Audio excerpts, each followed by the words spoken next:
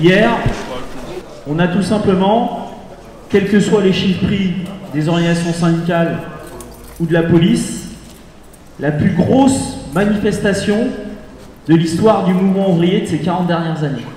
Tout simplement, en toute modestie.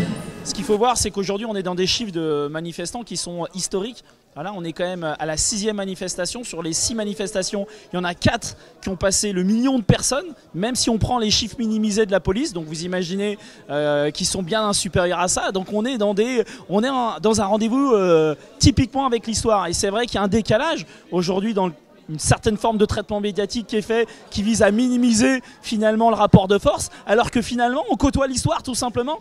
On n'a jamais mis autant de monde en France, le mouvement ouvrier n'a jamais mis autant de monde dans la rue depuis qu'on compte justement le nombre de manifestants. Donc on a justement le souffle, la force, la volonté de ces manifestations. On a l'opinion publique avec nous, on a un gouvernement qui affaiblit, malgré les coups de butoir d'Emmanuel Macron, malgré le fait qu'il fait tout le tour de la planète pour justement ne pas trop se mouiller par rapport à cette question des retraites. On a finalement un gouvernement qui est affaibli, qui n'a pas de majorité à l'Assemblée nationale, qui est obligé de faire des compromis plus ou moins bancals avec les Républicains. On a plus de secteurs professionnels en grève reconductible. On a un monde de dingue dans les manifestations. On a une intersyndicale qui reste unie. En fait, on a tous les éléments de la victoire entre les mains. On a été au bout d'une stratégie, c'était la stratégie des 24 heures. Maintenant, on tente la stratégie de la grève reconductible. Eh bien, on la tente vraiment. Voilà, aujourd'hui, on est en grève reconductible et on appelle à reconduire la mobilisation jusqu'à demain à l'Assemblée Générale, mais surtout jusqu'à la victoire. Merci. Il faut effectivement que les gens se posent la question partout où ils sont, dans les boîtes, dans le public, dans le privé. Il y a énormément d'ailleurs de gens dans le privé qui étaient en grève hier, mais il faut aujourd'hui qu'ils se posent la question et qu'ils se mettent en grève, voilà, et qu'ils partent en grève reconductible.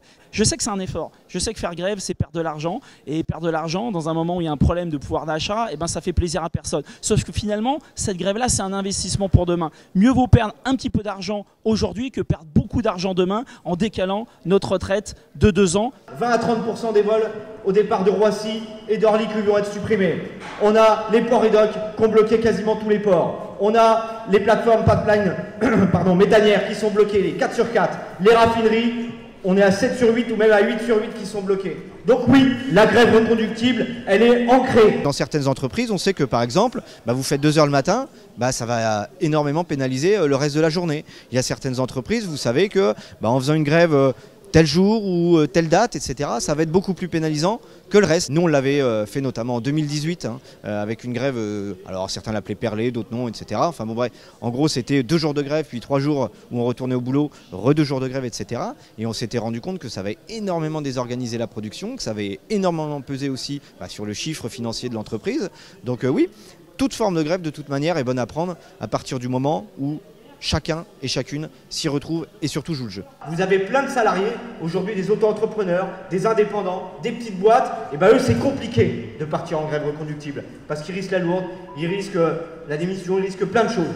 Et eux ils ont besoin de ces temps forts. Tous ceux qui ne peuvent pas faire la grève reconductible, tous ceux qui ont des problèmes financiers pour pouvoir cette grève reconductible, qu'ils soient là à minima sur les temps forts, qu'ils soient présents avec nous dans la rue, parce que bien évidemment il y a la grève reconductible, mais il y a aussi les démonstrations de force telles que sont les manifestations, et donc on a vraiment besoin de tout le monde. C'est aussi pour ça qu'on fait le samedi, c'est pas anodin, c'est pas juste pour faire joli ou pour se dire tiens ça fait 2-3 jours qu'on n'aura rien fait, non, c'est aussi justement pour permettre à tout le monde, à tous ceux qui ne peuvent pas faire grève parce que c'est compliqué dans leur entreprise ou c'est compliqué financièrement, de venir et de manifester dans la rue. Qui est pour les photos.